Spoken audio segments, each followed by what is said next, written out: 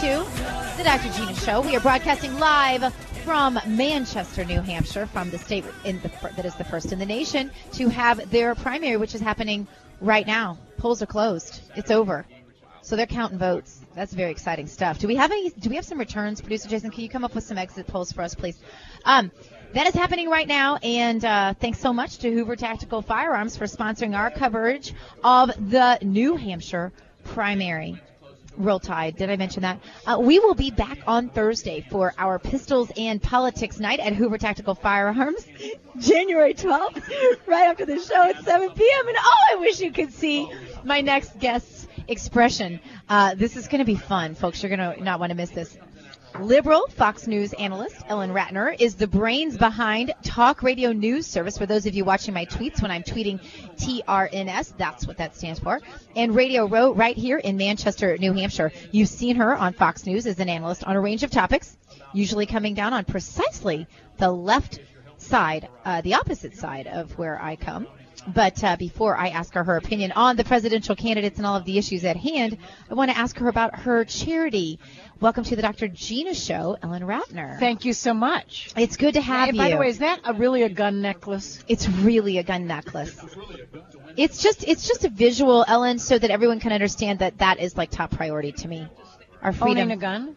Our freedom. Our freedom in the Second Amendment. It's very important, Ellen. I can't imagine that you don't agree with me on this. You don't agree? Not in any way, shape, or form. Not in any way, shape, or form. Okay, well, wait. I want to get to the political issues with you, Ellen, but I want to give you a chance to talk about your charity, Goats for the Old Goat. That's right. I turned 60. I've been in radio exactly 20 years. And for my 60th birthday, some people get facelifts or whatever, I decided to start a charity called Goats for the Old Goat. About 4 years ago this March, we took 6 talk show hosts to South Sudan. And we repatriated people who were taken as war booty, as slaves, into the north by the Arab North. And they were either Christian or animist, but basically South Sudan is a Christian country and the North is an Arab country. Right. And so what I realized is when people come back, we give them what's called a sack of hope. And people say, oh, you're buying slaves' freedom. Well, yes, we are, but the prices are set actually by the Arab Dinka peace committees, in other words, by the North-South peace committees. Because the South wants their people back and the North doesn't want to let them go, so they decided on the price of 35 Nevidium tablets, which is that tsetse fly disease vaccine. So when our people come back, they do get this sack of hope, which has some grain and a bowl, and it has fishing hooks and a mosquito tent and that kind of thing. And then we also decided to give them a goat. And so I decided to raise money for the goats for these people. We're the only one of these organizations that actually gives people a photo of their goat, of themselves with their goat, with a little sign we have. Oh, that's awesome. And that's what we do. That's really cool. See, there's something we can agree on, Ellen. That's one thing. Goatsfortheoldgoat.com. Also, this beautiful necklace that I am wearing, which is not in the shape of a gun. No, it's not. It's the shape of a heart. It's the shape of a heart, too. And those are made by our women who have experienced post-traumatic stress disorder. And we have a breathing program for them. And they make these hearts. Very awesome. You and I have talked a little bit about your background in psychology. I have a background in psychology. We've talked a little bit about that. I want to get your take just on covering the Republican primary as a liberal analyst, which you are. What's your take? What do you hope happens here? Well, it's not a matter of hope. I mean, Romney's going to be the nominee. He's going to run against Obama. And he'll probably pick Rubio or Chris Christie. But my guess is Rubio to be his vice presidential nominee. And that'll be that. He's going to want to win Florida. Chris Christie doesn't really bring much to the table. He's another northern governor. So my guess is he's going to go with Rubio. And that'll be that. And we'll be here in 4 more years like we've been every year since 96. So as an Obama supporter, which you are okay with Romney as the choice. Do you think he'll be easy to beat for Obama? Well, nobody's going to be easy to beat because basically, as I always used to say, third of the people are going to vote for the Republican. They don't care if the Republican in the White House has started a war every minute. A third of the people are going to vote for the Democrat. They don't care if somebody like Clinton is running a brothel in the White House. They really don't. They're going to vote for them. So you have 60%. It's like the SATs. You get 200 points for writing your name. Then you have 40% of the people. And those people are the mushy middle, and they move.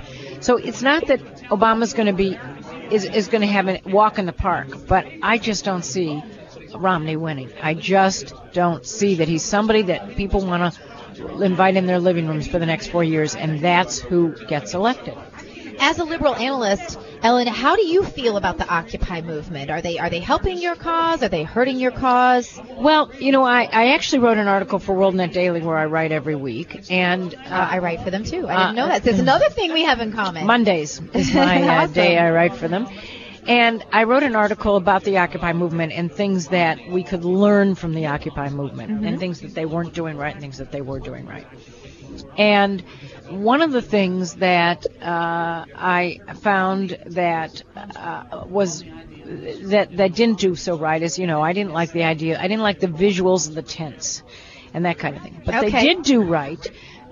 Is this 99%? It is caught on. It is part of the U.S. lexicon. It is part of our lexicon. And that's, I think it's okay. I think they have gotten into the lexicon of the American public. And so you think that's a good thing? I think it's a great thing. And so do you think the Tea Party is a great thing?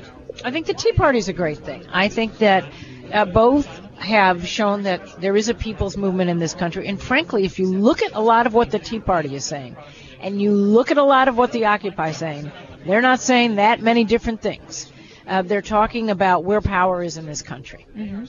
Yeah, and that's one of the interesting things that I've sort of watched.